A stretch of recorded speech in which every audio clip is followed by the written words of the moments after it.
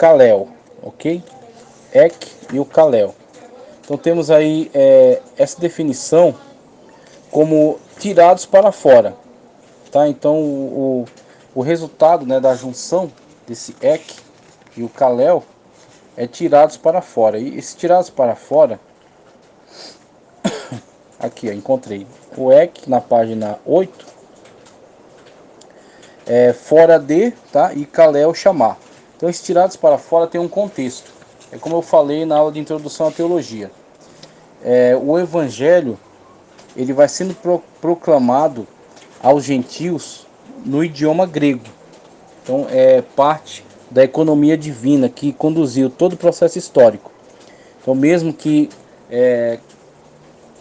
a palavra de Deus tenha se manifestado no primeiro momento, elegendo dentre os povos o povo hebreu, né, ou o povo judeu, e a revelação tenha partido, né, a partir deles, o Senhor Jesus Cristo tenha vindo entre eles, veio para o que era seu, mas os seus não o receberam, mas a todos quanto receberam, deu-lhes o poder de serem chamados filhos de Deus. Então Jesus Cristo vem entre os judeus, como disse para a mulher samaritana, mas não tendo os judeus o recebido de uma forma generalizada, apenas alguns, né, que ele escolheu, então alguns discípulos que se agregaram a eles e caminharam com eles, a partir dele o Senhor inicia uma grande obra por meio do qual ele volta-se para o mundo de modo geral. Cumprir aquele chamado que deveria ter sido cumprido por Israel. E ele abriu mão disso, não cumpriu. E Deus agora levanta um povo para cumprir esse chamado, por meio do qual trará a salvação todos aqueles que aceitarem a Cristo Jesus, crerem nele por fé. Então, mediante a graça, sua graça, Cristo Jesus os salvará, fará deles um só povo, no qual não há grego, não há bárbaro, não há servo, não há livre, não há cita, não há homem, não há mulher, todos são um em Cristo Jesus. Então você terá agora esta palavra, essas boas novas, né, esse evangelho de salvação, sendo agora dirigido, proclamado para todo o mundo, por meio daqueles a quem ele escolheu e que ele capacitou e que ele revestiu, tá? Então a terminologia ela é tomada de empréstimo do contexto do mundo grego. O evangelho estava sendo pregado às nações e o grego era a língua universal da época. Então alguns conceitos importantes para a igreja são tomados de empréstimo do mundo grego. Por exemplo, hermenêutica, que está ligado a Hermes, que era um semideus que tratava da interpretação, então das palavras dos deuses, ele interpretava para os homens. Então, a hermenêutica, teologia também era uma prática dos antigos poetas gregos que falavam acerca dos deuses. Então eles praticavam a chamada teologia. Eclesia também entra nessa conta. A eclesia estava ligada ao contexto da polis, tá? E esses chamados para fora é a conclamação para que os homens relevantes na cidade se deslocassem de seus afazeres privados e se dirigissem à ágora, que era, né, no centro da polis, para deliberar acerca de importantes temas, importantes decisões. Havia ali o exercício da chamada democracia, onde eles iam votar e decidir sobre importantes assuntos, sobre guerra, né, sobre algum tipo de projeto importante para a cidade, algum tipo de investimento, algum tipo de aliança. Então havia ali esta assembleia, ok? Então essa assembleia era a reunião dos chamados para fora, chamados dos seus afazeres para fora, para a ágora, para deliberarem e votarem, tomarem a decisão. Então você tem ali aqueles que estão reunidos num propósito. Então a eclesia é um organismo em movimento, em ação, tá certo? Que está reunido em torno de um propósito. Existe um propósito na sua reunião. Então, você tem aí o cumprimento, né, daquilo que pode ser entendido como eclesia. E isso é uma terminologia que é muito importante, assim, é muito adequada para falar acerca daqueles que foram chamados do mundo de pecado para a salvação da pessoa bendita de Cristo Jesus e que estão em exercício. Porque fazer parte da igreja de Cristo não é você, num ato ritualístico, pronunciar certas palavras, participar de certos ritos e depois deixar isso no passado, deixar isso ao léu. Então a igreja, ou chamados para fora, ou a eclesia, ela só existe enquanto você está envolvido com o que você está fazendo, com o motivo pelo qual você foi chamado. Era um corpo em movimento. A igreja é um corpo em movimento. Assim também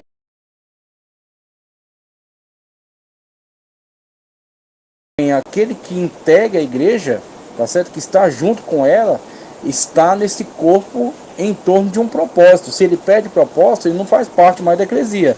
Ele pode até estar ali embaçando, estar ali no meio do ajuntamento, sem saber sequer por que estão ali, mas ele não integra a eclesia. Isso é fundamental.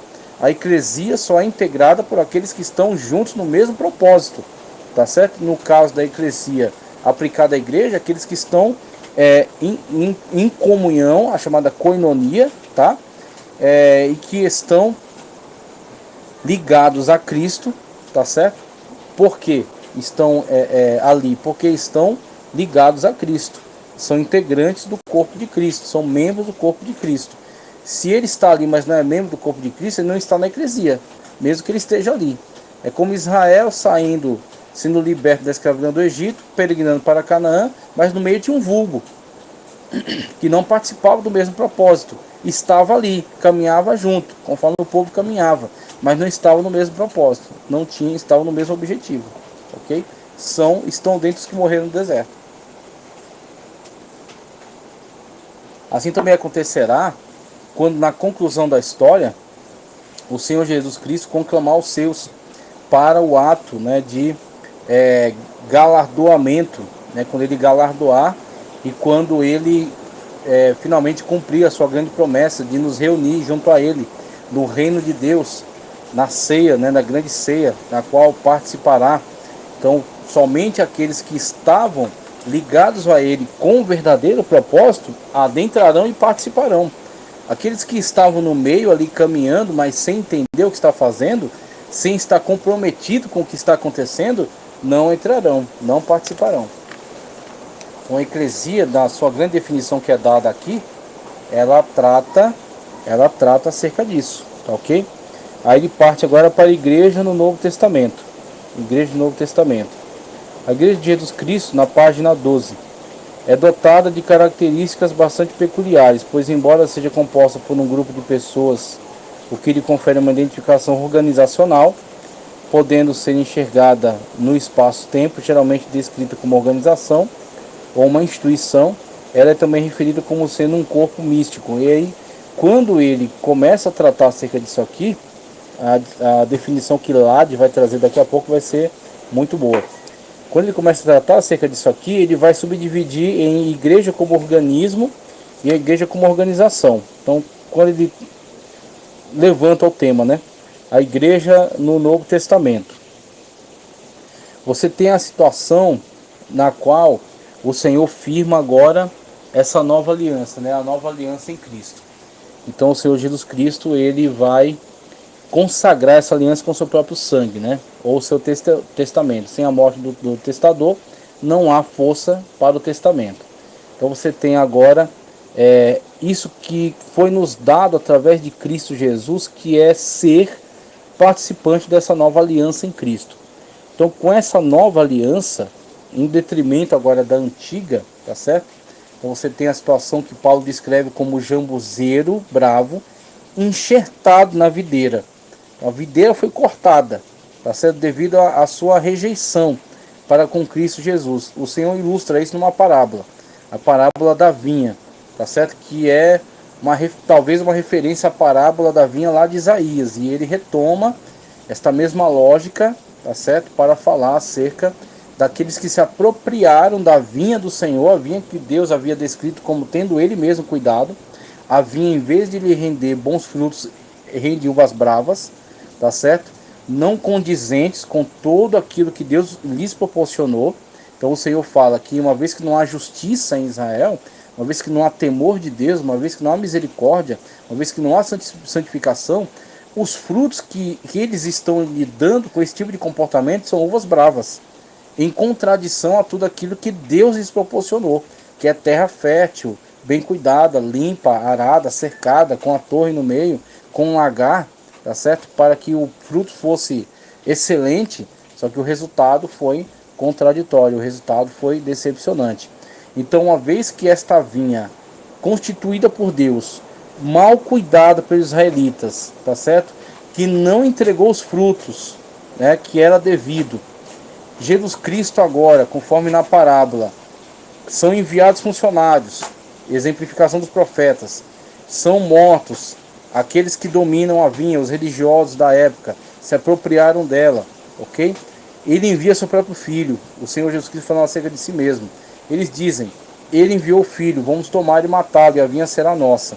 Então o Senhor Jesus Cristo diz, o Senhor tomará a vinha desses e dará a outros. Temos aí a situação na qual nós somos participantes agora desse privilégio de sermos enxertados na videira, de sermos administradores desta vinha. Estamos agora, né, nesta incumbência, tá certo? De levar agora a palavra de Deus, o querigma, ok? É o mistério da revelação do Cristo ressurreto, salvífico, tá certo? Salvador, a palavra salvífica, que deve ser proclamada a todas as pessoas como prioridade. O querigma, a palavra, a pregação de prioridade, que é Cristo, o Salvador. É a nossa responsabilidade, está sob nosso encargo, ok? Então, quando ele puxa o tema de Igreja do Novo Testamento, ele vai trazer uma definição melhor sobre essas características da igreja. A igreja como organismo, e aí eu ressalto aquilo que eu já estou esclarecendo aqui desde o início da aula. Está aqui na página 13 agora, né? O que ele está tratando aqui. A igreja como organismo, onde ele está, através desse termo, se referindo a esta igreja que é constituída, ok? É constituída por aqueles que são membros do corpo de Cristo, ok? Como ser membro do corpo de Cristo? Tendo Cristo como a sua cabeça, tendo Cristo como seu líder, tá? Estando ligado ao seu corpo. Então, a todos é dada a oportunidade, através da pregação do Evangelho, que conclama a todos para a salvação da pessoa bendita de Cristo. A pessoa é chamada, tá certo? O Espírito Santo de Deus está tratando intimamente a ela, convencendo do pecado, da justiça e do juízo, ok? Então a pessoa não está vindo para o Evangelho, ela não se torna membro do corpo de Cristo por convencimento. Não é a minha filosofia, não é a minha pregação, não é a minha hermenêutica, não é a minha homilética, não é a minha retórica, tá? É sim a minha subordinação a Cristo para a pregação do querigma, da palavra de salvação da pessoa bendita de Cristo Jesus, do Evangelho, das boas novas. Eu me submeto a ele, eu prego, como a palavra seja proclamada, seja pregada, tá certo? Como Paulo mesmo vai dizer em outro lugar. Como crerão se não há quem pregue? Como pregarão se não forem enviados? E aí ele vai, toda essa cadeia, né, de responsabilidade. Mas como crerão se não há quem pregue? A fé vem pelo ouvir, e ouvir a palavra de Deus. Então a palavra de Deus, a pregação da palavra de Deus é o gatilho para a fé, tá certo? E essa fé, ela está sendo trabalhada pelo Espírito Santo de Deus, que convence o homem do pecado, da justiça e do juízo, intimamente. É o que podemos chamar de graça preveniente. Então essa graça preveniente é o que atuará intra. O pregador está atuando por fora, tá certo? Externamente. E o Espírito Santo está trabalhando internamente, esse convencimento. Uma vez que a pessoa ela não resiste mais ao Espírito, e ela abre seu coração, e o Espírito Santo de Deus agora encontra guarida, encontra morada, certo? É o Espírito que convence ela do pecado, da justiça, do juízo. Esse convencimento a levará a se inclinar à palavra de pregação, mesmo essa pregação tendo sido mais rebuscada, mais simples. É o Espírito que trabalhou lá dentro. E uma vez que trabalhou, ele abre o coração, ele ouve a pregação, ele ouve o evangelismo, o ensino, tá certo? E a partir daí é o gatilho da fé. A fé agora está viva e operante. E por meio dessa fé viva e operante na pessoa bendita de Cristo Jesus, Cristo agora vai imputar a sua justiça. Então Cristo vai nos justificar diante de Deus. O sacrifício de Cristo é aplicado a nós, ok? Nós somos expiados, tá certo? Essa expiação vai atuar também na propiciação, porque torna Deus propício a nós, ok? Nós somos feitos em nova criatura, nossos pecados são apagados, o sangue de Cristo é derramado, e nós somos purificados de todo pecado, e somos colocados diante de Deus agora, em comunhão íntima, intensa, por isso que a pessoa cai em lágrimas, sentindo o perdão dos seus pecados. O arrependimento atua fortemente agora, ok? A metanoia, mudança de mente, mesmo que ele ainda tenha diversos tipos de falha de caráter, mas ele agora tem uma disposição para o bem, para buscar aquilo que é da palavra de Deus. Ele se volta para a palavra de Deus e se coloca contra, tá certo? O mundo, contra o pecado, e a partir de agora ele é um novo homem. Então você tem essa situação na qual, uma vez que ele passa por esse processo, e esse processo é instantâneo, ele pode acontecer em milésimos de segundo, no qual a pessoa aceita Jesus como seu Salvador, ele agora está na igreja organismo, na igreja universal dos salvos, no corpo místico, conforme é chamado por alguns teólogos, tá certo? Cristo é a sua cabeça, ele é membro do corpo de Cristo. O sangue de Cristo que permeia, que passa por todo o corpo, trazendo oxigenação, está nele. Ele é como a parábola que Cristo conta da videira. Cristo é a videira verdadeira, nós somos as varas. Quem está ligado em mim, quem está ligado na videira, né, produz fruto. E Pai limpa para que produza mais fruto. Então somente estão ligados na videira verdadeira que é Cristo, recebe a seiva, é alimentado e como resultado produz o fruto, que é chamado também o fruto do Espírito, constituído por aquelas ações que são pertinentes àquele que de fato está na pessoa bendita de Cristo. Então isso é uma igreja organismo, certo? Então o mais relevante é você estar integrado a essa igreja, porque quando você está, o seu nome está escrito no livro da vida. Você é integrante da igreja universal dos salvos. Aquela igreja triunfante que já está na glória, você agora faz parte dela como igreja militante que está na terra, ok? E você tem o seu nome escrito no livro da vida. Juntamente com o seu nome que está escrito no livro da vida, você colocará seu nome no rol de membros da igreja local e vai atuar nela como um cristão salvo na pessoa bendita de Cristo, cuja cabeça, que é Cristo, vai reinar sobre a sua vida. Você vai buscar na palavra de Deus, vai buscar em oração, vai buscar o Espírito Santo de Deus e vai atuar nessa igreja, se opondo àquilo que for contraditório à palavra de Deus. Ok? A chamada igreja organização. Aí a igreja organização terá sua hierarquia, terá seu rol de membros, terá suas diretrizes, ok? E você respeita a liderança da igreja, você respeita a membresia da igreja, você vive em coinonia, vive em comunhão com eles, por amor àquele que te chamou, por amor a Cristo Jesus, que te salvou, que te regenerou e que te fez nova criatura. E ao Espírito de Deus que habita em você, e ao Pai com quem você tem íntima comunhão e acesso livre por meio de Cristo, o único mediador entre Deus e os homens. Então aqui esta realidade, né, da igreja constituída pelo salvo, que está dentro dessas igrejas denominacionais, mas que tem a sua maior importância em ser ele salvo na pessoa bendita de Cristo Jesus. Então ele não fica se ufanando porque ele é desta igreja, daquela igreja. Isso não faz nenhum sentido. Então as igrejas, nas suas diferentes formas de viver, suas diferentes formas de entender, tá certo? Usos e costumes, ou estratégias, ou formas de organização, ou formas de governo, mas a pessoa não se ufana por isso, porque eu sou um batista, eu sou um assembleiano, eu sou um presbiteriano. Isso não significa nada. O que significa é você ser salvo na pessoa bendita de Cristo Jesus.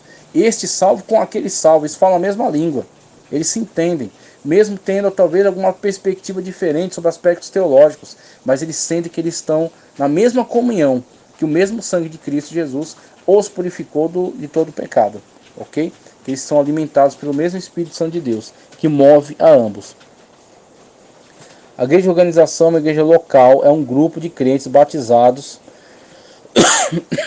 que é ordenança, não é um pedido encarecido de Cristo, não é uma sugestão, é uma ordenança. Batismo e Santa Ceia, batismo e Santa Ceia, ok? Se a pessoa é batizada, ela é integrada na igreja local. Agora, ela ser batizada nas águas, por imersão, torna ela membro da igreja local. Agora, independentemente do batismo, que é um ato externo, uma ordenança de Cristo, para que você demonstre para o mundo que você morreu para o mundo de pecados e ressuscitou para uma vida eterna com Cristo Jesus, você faz parte do reino de Deus, ok? Essa é uma demonstração externa. Agora, com relação às verdades internas, é algo que diz respeito somente a você e a Deus. Então não tem como alguém de fora julgar se você teve uma conversão autêntica. É só você que pode dizer isso. a partir da maneira como você abrir o seu coração para a palavra de Deus e para a manifestação do Espírito Santo de Deus, ok? Então, o que as pessoas podem observar por fora são frutos, e aí o Espírito Santo de Deus, aí o Senhor Jesus Cristo fala sobre a árvore boa produzir bom fruto, a árvore má produzir mau fruto, não se tira água doce de um poço ruim, ok? Então você tem essa situação na qual a pessoa produzirá resultados, são sintomas. Então você começa a observar os sintomas. Então os sintomas surgirão da pessoa que está cheia, está sendo movido pelo Espírito Santo de Deus. Aí você tem lá todos os sintomas, né, conforme enunciado: longanimidade, benignidade, mansidão, temperança, ok? Então você tem todos os sintomas.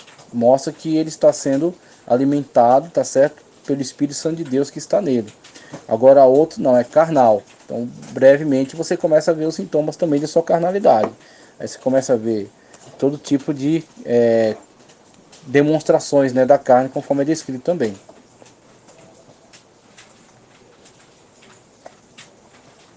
Então é algo que o Senhor Jesus Cristo deixa claro com relação a essas verdades que vêm à tona, tá certo? E que não podem ser ignoradas. Uma vez que você ignora, você permite que pessoas que não estão em comunhão com Cristo, muitas das vezes assumam lugares importantes na igreja, mesmo elas já tendo sinalizados que são pessoas carnais e trazem prejuízo a muitas outras pessoas, tá? Ele fala aqui sobre uma definição de Justo Gonzalez que é interessante, ó, página 16. Justo Gonzalez ressalta pelo menos duas importantes referências históricas extraídas de Atos 6. Duas coisas, no entanto, são indubitáveis ao lermos todo o livro de Atos. A primeira é que os 7 eram representantes dos gregos e que o propósito da eleição era proporcionar certa representação desse grupo.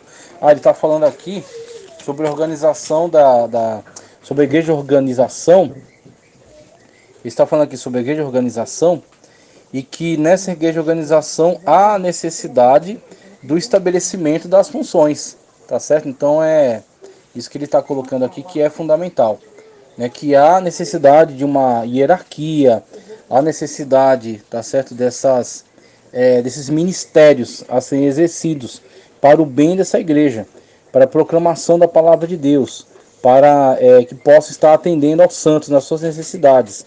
Então a necessidade do exercício desses ministérios. Então você vê aqui ele trazendo essa definição, por exemplo, sobre a instituição da diaconia, né? Quando os apóstolos, no seu trabalhar de proclamar a mensagem, de instruir, de ensinar, começam a surgir certos problemas burocráticos e há necessidade da eleição então destes grandes homens de Deus, cheios de Espírito Santo, cheios de sabedoria e que vão trabalhar diretamente com essas questões burocráticas, com essas questões operacionais, tá ok? Para que a igreja local, por isso que eu digo, eu estou fazendo esse contraste entre a igreja de organização e a igreja de organismo, e dando esse destaque para a igreja de organismo, mas não porque a igreja de organização seja desprezível, e sim porque cada uma tem as suas próprias características, ok? Então a igreja de organismo está ligada a esta comunhão íntima entre o membro que está ligado ao corpo, e o corpo é Cristo. Cristo é o cabeça, tá certo? Que isso é a cabeça desse corpo.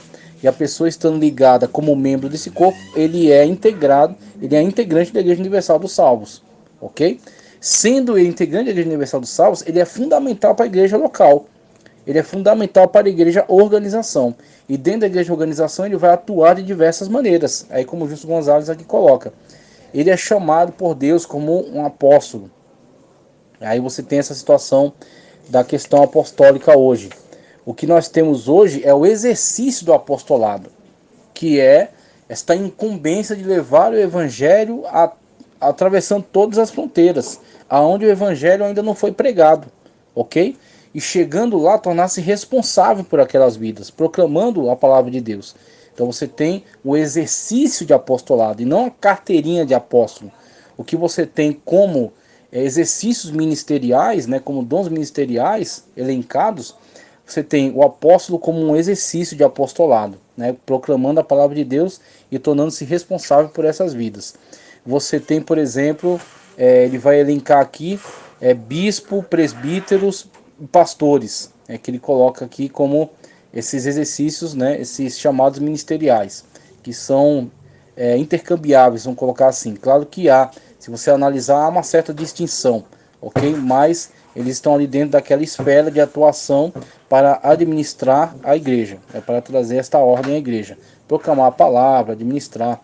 Mas olhando para o operacional, você tem principalmente a diaconia.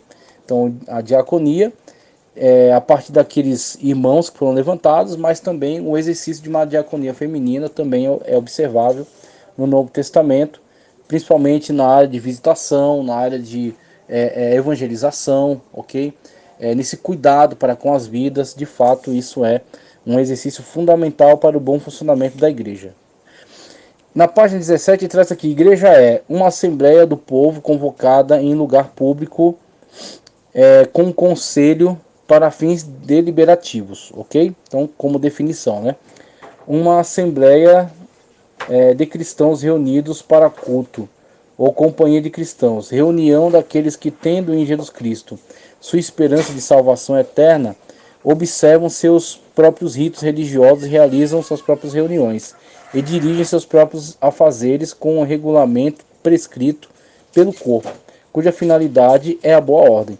A totalidade dos cristãos, ponto 5 aqui já, a totalidade dos cristãos espalhados pelo mundo de modo abrangente, todos quanto adoram a Deus e a seu Filho Jesus Cristo. Muito bom. Então temos aqui algumas definições sobre igreja, né? No ponto aqui, tópico, a igreja é. A igreja invisível e visível. A igreja invisível, do latim visibilis, é a corporação de crentes em Cristo de todas as épocas e eras, a igreja triunfante, conforme definido na declaração de fé. Vivos e mortos, que aí você tem a união de igreja triunfante e igreja militante, ok? Que são diferentes do mundo em virtude da vocação que receberam de Deus. Então, uma vez que passaram por aquela transformação e são novas criaturas, são diferentes do mundo. E essa diferença não é, inclusive, é interessante a gente ressaltar isso por causa de uma teologia distorcida, que é uma teologia do domínio, que você tem hoje uma supervalorização da pessoa. Então hoje, muitas das vezes, o entendimento incorreto disso traz a ideia de que a pessoa é importante, ou que a pessoa se tornou importante. Veja, o nosso valor não está em nós mesmos, nós somos vasos de barro que tem algo muito precioso dentro, ok? Então a situação é que nós fomos transformados por Cristo Jesus e feitos nova criatura, mas importante não é a nova criatura que foi feita, mas quem o tornou nova criatura. Porque se a gente não afirmar isso, algumas pessoas, devido a certas teologias que estão circulando, começam a entender que eles são meio que como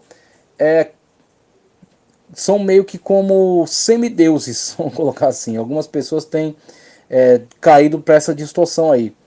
Que eles, uma vez que foram agregados na família de Deus, são filhos de Deus, eles têm direitos. E eles começam a exigir esses direitos. Só que veja, nós fomos trazidos para a família de Deus unicamente pela graça em Cristo Jesus. Não há mérito em nós.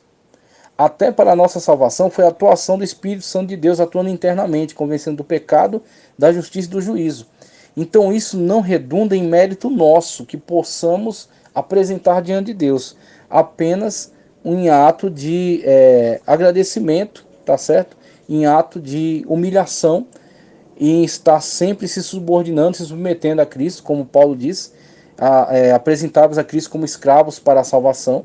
Então você tem essa postura aconselhada pelo apóstolo e que deve ser seguida ainda hoje, no sentido de entender que não há mérito em nós, mas tudo está em Cristo Jesus, que nos chamou para a vida eterna e nos coloca não na posição de escravos, o que já seria extraordinário, mas nos trata como filho, nos coloca num patamar, num rol, né, de filhos amados. A igreja invisível expressa a união mística de todos os crentes em todas as épocas, num corpo espiritual.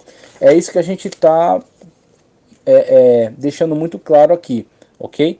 A igreja visível, a igreja local, o rol de membros. Ela não tem importância? Pelo contrário, ela é muito importante, ok? A igreja, diferentemente de templos e de denominações. Estamos falando aqui da igreja que proclama a Cristo, que é integrante, que é representante do reino de Deus, que está inclusa no reino de Deus, ok? Então estamos falando aqui da igreja local, que constitui ali seus membros e que está de portas abertas recebendo as pessoas, pregando, anunciando a elas o evangelho.